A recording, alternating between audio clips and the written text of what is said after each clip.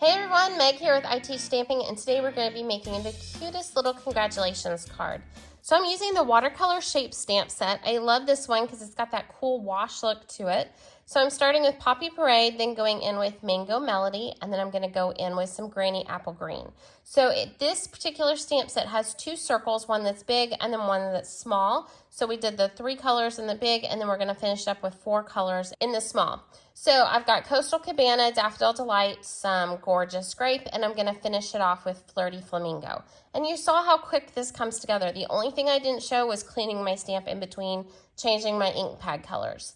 Then we're going to use a black ink with the word congratulations right over the top of my circles. Then I picked some Mango Melody because I had some of that cardstock sitting on my countertop and it was one of the colors in the card. I could have used any of those that I wanted to. So then we're just going to add this on top, and our card's almost done. I think it's fun to go in and add some bling to it, but if you don't want to, you don't have to.